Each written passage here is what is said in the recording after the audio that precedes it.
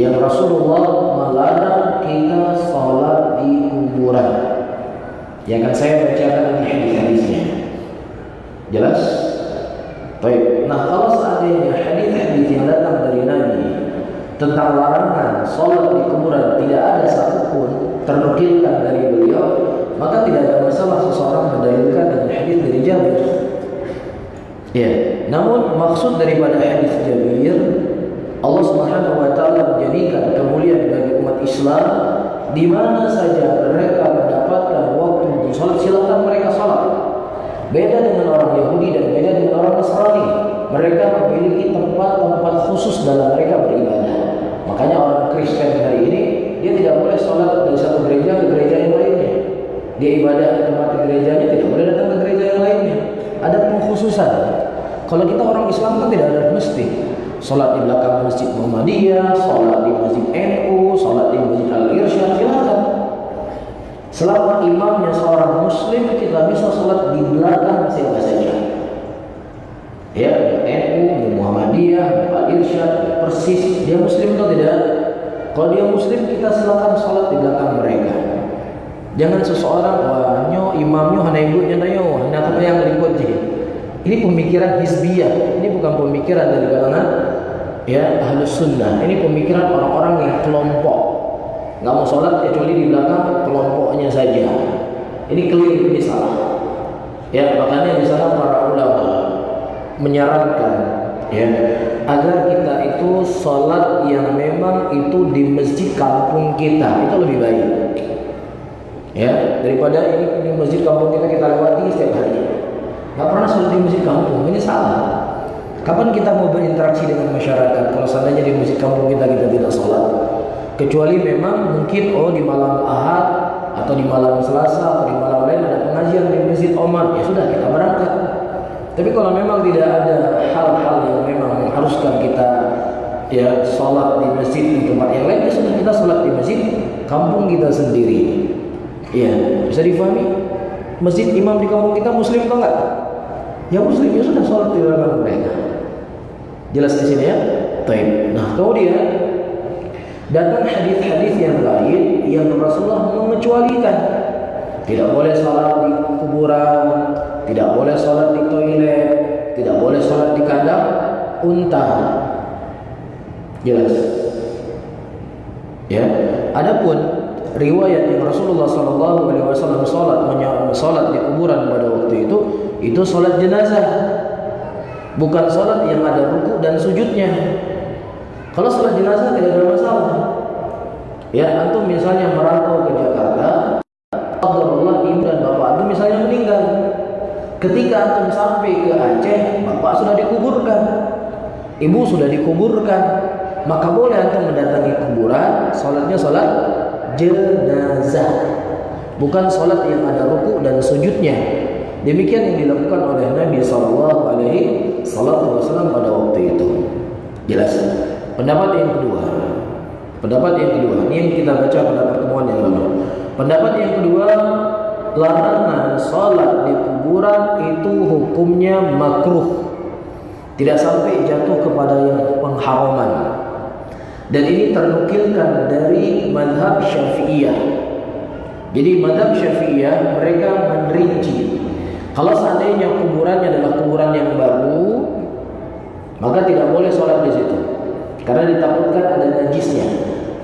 Tapi kalau kuburannya adalah kuburan yang sudah lama, yang tidak dikhawatirkan ada najis dari kuburan tersebut, maka boleh dia sholat di situ. Ini pendapat siapa? Syafi'iyah. Mereka merinci. Jelas? Jadi ilahnya dari kalangan Syafi'iyah, larangan sholat di kuburan karena najisnya. Karena apa? Najisnya. Bukan karena ini akan menghantarkan seseorang ke dalam kesyirikan, tetapi karena najisnya tanah kuburan tersebut. Iya. Nah, kita jawab pada pertemuan yang lalu, saudara-saudaraku muslimin dan muslimat yang dirahmati oleh Allah. Hadis-hadis yang datang dari Nabi SAW, larangan sholat di kuburan tidak ada satupun yang menunjukkan dari lafaz hadis tersebut ya kenajisannya, bukan karena najis. Ini bukan ucapan saya ya. Saya tentunya tidak punya keahlian untuk membantah pendapat Syafi'iyah, tetapi ini yang kita baca pada pertemuan yang lalu dari kitab yang ada di hadapan saya ini. Tapi malam ini saya ulangi kembali untuk supaya bisa menyambung pembahasan kita setelahnya. Jelas ya? Ini alasan mereka pertama. Alasan mereka kedua, Rasulullah SAW membangun masjidnya beliau, Masjid Nabawi, itu adalah tanah bekas kuburan. Ketika Rasulullah datang ke kota Madinah, ya, di tanah tersebut ada kuburan orang Yahudi dan ada beberapa pohon kurma. Dan Rasulullah membeli tanah masjid beliau itu dari dua anak yatim, Sahal dan Suhail pada waktu itu. Dan kuburannya jenazahnya dikeluarkan dari kuburan, dipindahkan. Nah, sementara tanah kuburan masih ada atau tidak? Ya, masih di situ. Kalau seandainya najisnya ke tanah kuburan itu najis, nggak mungkin Rasulullah membangun ya masjid di atas tempat yang najis. Ini alasan ulama. Nah, kemudian yang ketiga, Rasulullah SAW menyebutkan la'anallahu al-yahud wan nasara ittakhadhu qubur anbiya'ihim masajid. Allah melaknat orang-orang Yahudi dan melaknat orang-orang Nasrani ketika mereka menjadikan kuburan nabi-nabi mereka sebagai masjid. Nah, kalau seandainya larangan itu karena najis, mungkin nggak jenazah nabi itu najis? Jenazah para nabi tidak najis. Bahkan jenazah para nabi itu tidak membusuk. Ya, seperti jenazah-jenazah yang lainnya. Ini diantara yang Allah muliakan para nabi dan para rasul. Jenazahnya tidak membusuk dan nabi itu tidak najis. Ya tidak.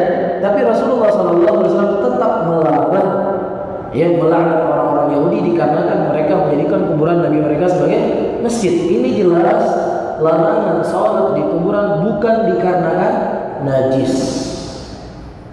Bisa difahami? Jelas ya? Jadi pendapat yang pertama sudah kita luruskan. Pendapat yang kedua dengan alasan karena najisnya tanah kuburan juga sudah kita luruskan. Ya, kita akan membaca pendapat yang ketiga. Ya, pendapat yang ketiga, saudara-saudaraku muslimin dan muslimat yang rahmati Allah, tahrimus salati fil maqbarah.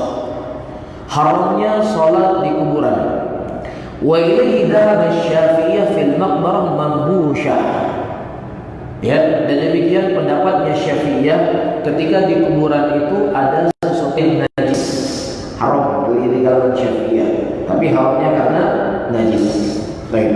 Au mashkuk fi nabshiha ala qaul indahu. Atau ragu, ini kuburannya ada najisnya atau tidak? Kalau dia adanya ragu, dia kembali kepada hukum asal, tidak boleh. Ini dari kalangan Syafi'iyah. Wa huwa madhhab indal Hanabilah. Dan begitu juga haramnya salat di kuburan secara mutlak itu pendapatnya Hanabilah. Pendapatnya Hambali. Wa alaihi aktsar ashab, dan demikian kebanyakan dari pengikut-pengikut Imam Ahmad. Wa ilaihi dhahaba Ibnu Hazm al-Zahiri, dan ini juga pendapatnya Ibnu Hazm al-Zahiri. Wa qala wa bihi yaqulu tawarif min as-salaf, dan juga ini merupakan pendapat kebanyakan dari para ulama salaf. Di antaranya ternukilkan dari Ibnu Abbas, juga ternukilkan dari Ali bin Abi Thalib, juga ternukilkan dari Umar bin Khattab, dan juga ternukilkan dari Anas bin Malik, dari sahabat Rasulullah SAW yang mereka mengatakan haramnya salat di kuburan. Ya, wala farq bain hadha al-qawl wa bain al-maqbarah al-qadimah wal hadithah wala bain al-maqabir al-muslimin wal kuffar. Mereka tidak membedakan larangan salat di kuburan, apakah kuburannya itu kuburan yang lama ataukah kuburannya kuburan yang baru. Apakah kuburannya kuburan orang Islam ataukah orang kafir. Hukumnya mutlak tidak boleh. Ini pendapatnya siapa? Pendapatnya Hambali, kebanyakan dari ulama salaf, dan juga pendapatnya Ibnu Hazm rahimahullahu ta'ala. Tidak boleh salat di kuburan apapun alasannya. Terlebih kalau seandainya dia salat di kuburan untuk sujud dan ruku kepada pemilik kubur, ini jelas kesyirikannya. Ini kita membahas apa? Poin yang pertama, dia sholat di kuburan untuk Allah, sujud untuk Allah, semuanya untuk Allah, tetapi dilakukan di kuburan, apa hukumnya? Tidak boleh, haram. Kata siapa? Bukan kata saya. Saya tidak punya keahlian untuk berijtihad. Inilah pendapatnya ulama. Ya. Nah, dalilnya apa? Setiap pendapatnya ulama kita harus punya argumen, harus punya dalil. Ya, tidak mentang-mentang ini pendapatnya Imam Ahmad sudah kita ambil secara mentah-mentah, tidak bisa. Kita harus meminta dalil. Apa dalilnya? Ya, haramnya atau tidak bolehnya seseorang sholat di kuburan. Pertama, mereka menggunakan dalil hadis Abu Sa'id Al-Khudri radhiyallahu ta'ala anhu, yang mana Nabi sallallahu alaihi wasallam mengatakan al-ardu kulluha masjidun illa al-maqbarah wal hammam. Masjid, bumi ini seluruhnya adalah masjid. Misalnya kita berada di tengah hutan, masuk waktu sholat, boleh nggak kita sholat di situ? Apa harus nunggu pulang ke kampung dulu cari masjid di kampung kita? Nggak mesti. Di mana saja kita mendapatkan tempat untuk kita sholat, kita sholat. Di hutan misalnya, atau misalnya tiba-tiba kita naik gunung, di puncak gunung, di mana saja kita bisa sholat. Karena memang bumi ini telah dijadikan oleh Allah sebagai tempat yang suci. Kecuali apa? Kecuali kuburan dan toilet. Gak boleh sholat di kuburan, gak boleh sholat di toilet. Ini hadis Rasul sallallahu alaihi wasallam. Dan juga yang semisalnya hadis yang datang dari Anas bin Malik. Anas bin Malik berkata, nahan Nabi sallallahu alaihi wasallam an salat bainal qubur. Ya, dari hadis Anas bin Malik yang disebutkan dalam kitab, Rasulullah sallallahu alaihi wasallam melarang untuk seseorang salat di antara kuburan. Ya. Kemudian disebutkan fahadani hadithani yufidani an-nahyu an salat fil maqbarah wal asal fil nahi at-tahrim. Beliau penulis kitab mengatakan, dari dua hadis yang saya baca tadi, di sini ada faedah yang bisa kita ambil, pelajaran yang bisa kita petik, larangan sholat di kuburan. Dan asal daripada larangan tersebut disebutkan oleh beliau adalah apa? Haram. Ya, asal daripada larangan itu haram. Sampai kita mendapatkan dalil yang memalingkan dari haram kepada hukum makruh, dan kita tidak mendapatkan pemalingan hadis dari haram kepada makruh, maka tetap ada keharamannya. Yang kedua, hadis dari Ibnu Umar radhiyallahu taala anhu. Iya, Nabi sallallahu alaihi wasallam mengatakan, "Ij'alu fi buyutikum fi salatikum wa la tattakhiduha qubura."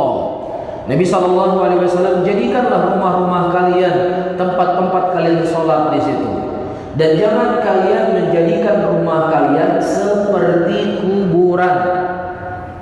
Apa yang bisa kita tangkap dari zahir hadis Nabi? Saya ulangi, Rasulullah mengatakan, jadikanlah rumah-rumah kalian di mana kalian sholat di situ. Maksudnya sholat sunnah, sholat wajib, sholat duha di situ, sholat rawatib misalnya, sholat malam. Ya, dan jangan kalian jadikan rumah-rumah kalian seperti kuburan. Apa maksudnya? Ya, saya baca di sini. Jangan nanti ucapan saya baca saja. Kata beliau, ya, dalilun ala anna al-maqbarah laysat bi maudin salat. Dari hadis ini ada dalil bahwasanya kuburan itu bukan tempat salat. Hatta al-salawati fil buyut, Nabi sallallahu alaihi wasallam menghasung kita untuk salat di rumah, salat sunat maksudnya. Wala tattakhidul qubura, dan jangan kalian menjadikan rumah-rumah kalian seperti kuburan. Yadullu ala anna salata ghairu jaizatin fil maqbarah.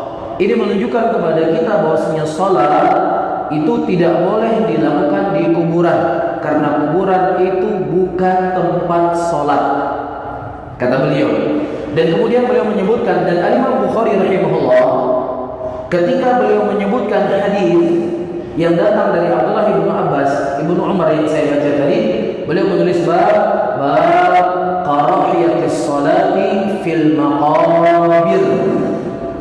Imam Bukhari menyebutkan bab di hadis yang saya baca tadi, larangan salat di kuburan, kata Imam Bukhari, bukan kata saya.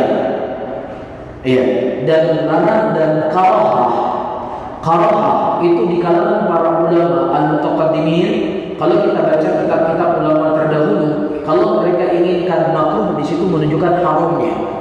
Tapi kalau ulama al-mutaqaddimin, ulama mutaakhirin, ulama di zaman sekarang, ketika mereka menyebutkan makruh, diinginkan apa? Dilakukan, tidak berdosa. Kalau dia berbuat tidak berdosa. Tapi haram, makruh di kalangan para ulama terdahulu itu mereka inginkan apa? Haram. Jelas ya? Dan Imam Bukhari mengatakan bab karahiyati as-salat fi maqbarah, bab haramnya salat di kuburan. Jelas ya? Baik. Kemudian hadis yang ketiga, hadis yang diriwayatkan dari Aisyah radhiyallahu taala anha dari Nabi sallallahu alaihi wasallam ketika Rasulullah sallallahu alaihi wasallam sakit pada waktu itu, dan sakit ini membuat beliau wafat. Antum bayangkan, untuk bisa lihat bagaimana semangatnya Rasulullah mendakwakan tauhid, bagaimana semangatnya Rasulullah sallallahu alaihi wasallam mengingatkan tentang bahayanya kesyirikan dan jalan-jalan menuju kesyirikan. Ya, bahkan di akhir hayat hidupnya beliau. Hari ini subhanallah, bapak-bapak dan ibu-ibu yang dimuliakan oleh Allah. Ya, mau bangun bandara misalnya. Ya, ada yang mereka jadikan pesugihan. Ya, disembelih sapi, kemudian kepala sapi ditaruh di pondasi supaya apa? Supaya ada keselamatan. Ya, begitu juga orang-orang yang ada di pesisir pantai selatan. Ya, pada hari-hari tertentu mereka menyembelih sapi atau menyembelih kambing yang kemudian kepala kambing dan kepala sapi dilempar kepada laut. Karena sebagai bentuk syukur sudah diberikan ikan, dan juga supaya tidak mendapatkan musibah. Kepada siapa diberikan kepala sapinya? Kepada Nyai Loro Kidul. Ya, pantai laut selatan sudah Gunung Merapi di Yogyakarta miliknya Mas Petruk. Ya, laut yang ada di sekitar Kembang Tanjung ada keyakinan sebagai masyarakat miliknya Pocut Intan. Jalan Banda Aceh Medan sudah miliknya Makam 7. Kalau pergi ke gunung daerah Gayo sana, mereka punya keyakinan kalau naik ke gunung itu bakar ranting-ranting, meminta izin kepada pemilik gunung. Lah, mana lagi milik Allah? Sudah tidak ada lagi milik Allah. Laut selatan milik Nyai Loro Kidul. Gunung sudah milik Mas Petruk. Laut yang ada di Aceh sebagiannya milik Pocut Intan. Gunung langit milik Gatot Koco.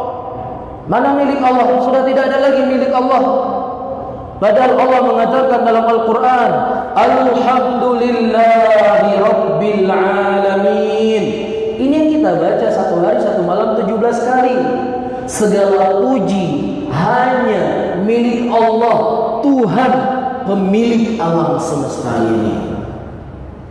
Gak ada satupun yang berserikat dengan Allah yang mengatur alam semesta ini. Laut miliknya Allah, bukan miliknya Loro Kidul. Gunung juga miliknya Allah. Iya, semua apa yang ada di langit dan bumi inilah milik Allah. Tidak ada satupun yang berserikat dengan Allah. Kafir-kafirnya orang musyrikin zaman dahulu, ya, mereka yakin kalau yang memberikan rezeki kepada mereka Allah. Walakin sa'altahum man khalaqas samawati wal ard. Kalau seandainya engkau bertanya kepada mereka siapa yang menciptakan langit dan bumi, la yaqulunna Allah, mereka akan menjawab Allah. Dan ayat yang lain Allah mengatakan, "Qul may yarzuqukum minas sama'i wal ard." Katakanlah Muhammad kepada mereka musyrikin, sampaikan kepada Bulal, sampaikan kepada Abu Jahal, siapa yang memberikan rezeki kepada mereka dari langit dan dari bumi? Musyrikin akan menjawab siapa? Fasayaquluna Allah. Mereka akan menjawab Allah.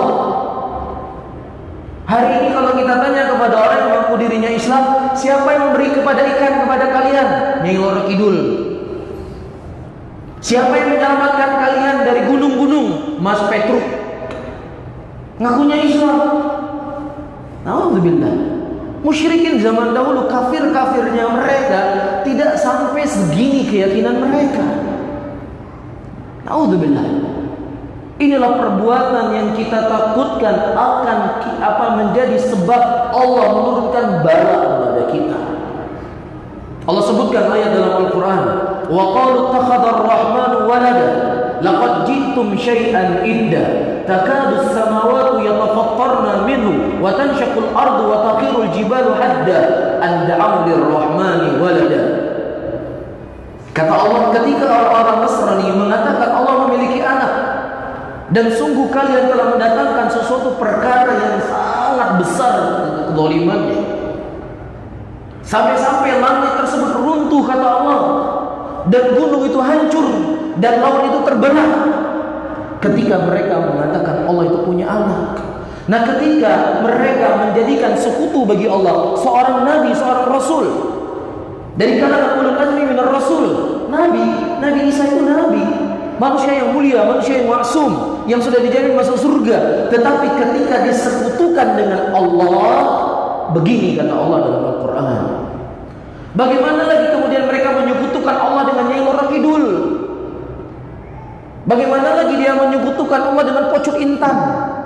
Bagaimana lagi mereka menyekutukan Allah dengan nyai-nyai yang lainnya? Bagaimana lagi mereka menyekutukan Allah dengan mbah-mbah yang lainnya?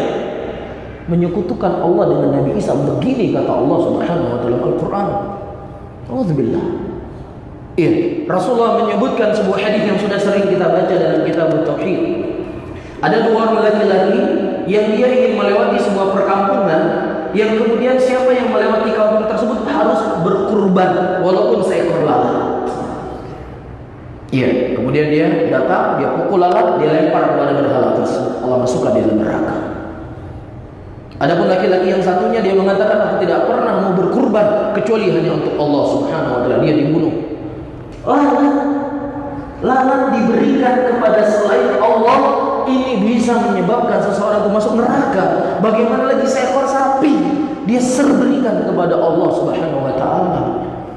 Padahal Allah mengatakan dalam ayatnya, inna salati wa nusuki wa mahyaya wa mamati lillahi rabbil alamin. Ini kan yang kita baca. Sesungguhnya salatku, sembelihanku, hidupku, matiku hanya untuk siapa? Untuk Allah, bukan untuk yang lainnya. Jelas di sini. Nah, kenapa mereka melemparkan kepala sapi, kepala kambing ke lautan? Karena ada rasa takut. Selain sebagai bentuk syukur mereka kepada Nyai Loro Kidul, ada rasa takut, kekhawatiran mereka Nyai Loro Kidul ini tidak bisa memberikan mudarat untuk mereka. Auzubillah. Padahal dalam Al-Quran Allah mengatakan, "Fala takhafuhum wa khafuni in kuntum mu'minin." Jangan pernah kau takut sama mereka, takutlah kepadaku, kata Allah, kalau kalian memang benar-benar orang-orang beriman. Bukan takut kepada Nyai Loro Kidul, bukan takut kepada nyai-nyai yang lainnya. Iya, ini merupakan syirkun akbar. Ini merupakan syirik besar yang tidak boleh dibiarkan perbuatan-perbuatan seperti ini, karena ini akan mengundang bala Allah Subhanahu wa taala. Iya, tetapi subhanallah, kalau dia tidak sholat, tidak puasa, bermaksiat kepada Allah, nggak ada rasa takut, nggak ada rasa khawatir. Seharusnya kan dia berpikir, ini banyak gempa, banyak terjadi musibah karena kita banyak maksiat, masjid kosong. Seharusnya kan begitu seorang berpikir. Kok pikirannya terjadi gempa, terjadi musibah, ini sesajen yang kita berikan terlalu kecil, harus lebih besar lagi kita berikan. Alhamdulillah. Belum lagi dibungkus dengan ini kan ada, ini kan budaya. Kita itu kan di mana bumi itu dipijak, disitulah langit kita junjung. Terlebih hari-hari ini begitu banyak orang-orang yang menghidupkan Islam Nusantara, sehingga budaya-budaya kesyirikan semakin subur di tengah-tengah muslimin. Auzubillah. Rasulullah SAW adalah manusia yang paling memiliki akhlak yang mulia. Beliau orang yang paling tahu bagaimana cara berinteraksi dengan manusia. Beliau juga tahu di mana bumi itu kita pijak, di situ beliau kita junjung, langit kita junjung, paham beliau. Tetapi justru keyakinan-keyakinan, budaya-budaya, kebiasaan-kebiasaan, adat-adat yang diyakini oleh musyrikin pada waktu itu ditentang oleh Nabi SAW. Di antara budayanya mereka pantang menikahkan anak mereka di bulan Syawal. Bulan Syawal bulan kuala, nggak boleh nikah di bulan tersebut. Rasulullah menikahi Aisyah di bulan Syawal sebagai bentuk untuk membantah keyakinan mereka. Jelas ya? Begitu juga orang-orang musyrikin Arab punya budaya, mereka ya kalau keluar rumah mendengar suara burung gagak, ini yang di rumah, celaka di rumah, nah burung funal burung, nggak keluar dari rumah. Kalau ada suara-suara tertentu, ini ada tanda selamat ya, pergi mereka. Apa kata Nabi? La tiara, tidak ada yang namanya tiara tersebut, tidak ada. Tidak ada suara burung menjadi sebab sumber keselamatan, sumber kemudaratan, tidak ada itu semuanya. Bahkan Allah memerintahkan nabinya untuk berkata, "Kul inni la amliku li nafsi dharra wa la naf'a." Katakanlah ya Muhammad, sesungguhnya aku, Allah memerintahkan Rasul untuk mengumumkan kalimat ini. Kul inni la amliku li nafsi dharra, sesungguhnya aku tidak mampu untuk menghilangkan mudarat pada diriku sendiri, dan juga aku tidak mampu untuk memberikan manfaat untuk diriku sendiri. Ini perintah Allah untuk menyampaikan kepada Rasulnya. Nah, bagaimana kemudian Nyai Loro Kidul bisa memberikan manfaat kepada kita? Bagaimana kemudian Nyai Loro Kidul bisa menghilangkan mudarat dari kita? Ini sesuatu yang tidak dibolehkan, tidak dibenarkan. Iya, adat-adat ketika adat tersebut menyelisih daripada syariat Islam, itu tidak bisa dijadikan sebagai pegangan, tidak bisa dijadikan al-adatu muhakkamah. Tidak boleh. Iya, keyakinan-keyakinan sebagian masyarakat di malam hari tidak boleh beli jarum, tidak boleh beli garam, tidak boleh sapu rumah, anaruh dalam kubruh malam-malam. Ini merupakan adat-adat yang tidak dibenarkan dalam Islam. Karena tidak ada sisi mudaratnya sapu rumah di malam hari, beli garam di malam hari. Ini keyakinan-keyakinan sudah diberantas oleh Nabi SAW ribuan tahun yang lalu. Bisa difahami saudara-saudara kaum muslimin dan muslimat, jadi sebuah adat, saya ulangi kembali, itu bisa menjadi sebuah hukum di dalam agama ketika adat tersebut tidak menyelisih Al-Quran dan tidak menyelisih As-Sunnah. Tapi kalau seandainya adat tersebut menyelisih Al-Quran dan Sunnah, maka adat tersebut dijadikan sebagai sumber di dalam hukum. Misalnya apa? Adat ditanya pemulia Jamai, urang Aceh, walaupun dia nggak punya uang, datang tamu, mano lewat apa? Pemulia Jamai. Dan ini adalah adat-adat yang mulia, karena adat-adat ini bersesuaian dengan dalil. Rasulullah mengatakan, "Man kana yu'minu billahi wal yawmil akhir falyukrim dhaifahu." Barang siapa yang seseorang beriman kepada Allah dan beriman hari akhir, hendaknya dia memuliakan tamunya. Tapi terkadang adat ini sudah mulai berkurang di tempat kita. Dulu ketika saya masih kecil-kecil, ya, dulu kita masih kecil tahun 90-an, itu kalau puasa pasti ada tetangga saling bagi-bagi makanan. Kasih bos jauh borong-borong ada yang kasih pisang goreng, ada yang kasih kolak. Pokoknya ramai di meja makan. Tapi adatnya sudah nggak ada lagi hari ini. Padahal ini adat-adat yang baik, adat-adat yang harus kita lestarikan. Rasulullah mengatakan ketika kalian masak kuah, perbanyak kuah tersebut dan bagi kepada tetangga. Ini sudah hilang. Saya masih ingat sekali waktu saya masih kecil, itu pantang buat kita di Aceh itu keluar rumah di waktu maghrib. Ya, kalaupun dia nggak sholat, itu nggak berani berkeliaran di luar rumah kalau waktu maghrib. Itu ya, nggak berani keluar rumah. Dan pantang waktu maghrib itu hidup TV dulu, zaman dulu, tahun 80-an, 90-an. Hari ini, masya Allah, ya justru makin maghrib makin kencang TV-nya, makin maghrib makin kencang usap rokoknya. Zaman dulu nggak ada hal yang seperti ini, memalukan. Jadi kalau dia nggak sholat, duduk di rumah, nggak berani dia keliaran rumah. Ima orang ke masjid atau dia duduk di rumah, habis maghrib baru keliaran lagi. Adat-adat ini harus kita lestarikan. Sebenarnya ini adat-adat yang memang ada rasa malu kepada Allah Subhanahu Wa Taala. Begitu juga bapak-bapak kita, ibu-ibu kita, nenek-nenek kita, itu mereka sudah suami istri, jalan bergandengan anak malu. Alah, itu tuh ada aja ikut lucu. Begitu betul ya bapak-bapak, kakek-kakek? Betul ya? Malu. Hari ini wanita-wanita Aceh di depan umum coba. Di depan umumnya model seperti itu gimana ketika dia berdua? Iya, dan kita bisa membedakan hari ini orang yang sudah nikah dengan orang yang belum nikah ketika duduk di atas motor. Nah, ini kalau kawin, duduk lagi. Tapi duduk modelnya ini hanya kawin loh. Kan seperti itu. Pokoknya kalau duduknya rapat seperti ini, itu dipastikan belum nikah. Tapi kalau duduknya sudah jarang-jarang, itu sudah kawin. Ini kan sudah berbalik dari adat Islam yang ada di tempat kita di Aceh. Perempuannya memiliki rasa malu. Nah, ini yang seharusnya harus kita lestarikan. Bukan adat-adat yang berbau kesyirikan tadi. Kalau kita ingin negara kita itu aman, tentram, tidak ada bala, dijauhkan ini semuanya. Ya, jangan dibiarkan perkara-perkara ini menjadi hidup dan subur di tengah-tengah muslimin. Cuma dari hal yang saya sebutkan tadi, begitu banyak orang-orang hari ini menyuruh Islam Nusantara, Islam Nusantara, Islam Nusantara, sehingga budaya-budaya kekufuran, budaya-budaya kesyirikan dihidupkan dan dijadikan sebagai budaya Islam. Dan semua apa yang mereka lakukan akan mereka pertanggungjawabkan nanti di hadapan Allah Subhanahu wa taala. Wallahu taala alam bissawab. Sudah ada belum? Tapi mungkin ada sesuatu yang mau disampaikan atau ditanyakan, karena ada beberapa hadis-hadis yang lain yang harus saya selesaikan untuk membacanya. Mungkin kita akhirkan pada pertemuan yang akan datang.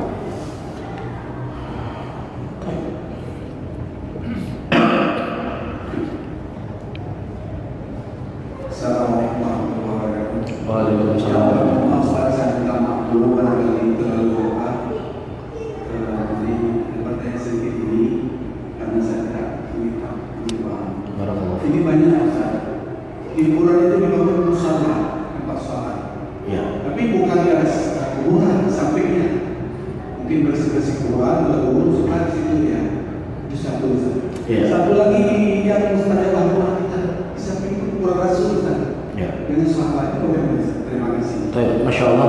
Yang pertama, Rasulullah SAW menyebutkan dalam hadisnya, la ya'ti zamanun illa ba'da syarrun minhu. Tidak datang sebuah zaman kecuali zaman setelahnya itu lebih jelek daripada zaman sebelumnya. Para sahabat Rasulullah SAW bersamaan dengan hebatnya ilmu mereka, tingginya iman mereka, takutnya mereka kepada Allah, dan sebagian mereka itu sudah dijamin masuk surga. Diceritakan dalam sebuah hadis ketika ada seorang sahabat dari Ansar meninggal, kemudian Nabi SAW menguburkan, melaksanakan fardhu kifayah pada waktu itu dan dihadiri oleh para sahabat yang sangat banyak. Kemudian Nabi memegang ranting pada waktu itu, kemudian beliau mencoret-coret tanah, kemudian beliau melihat ke atas.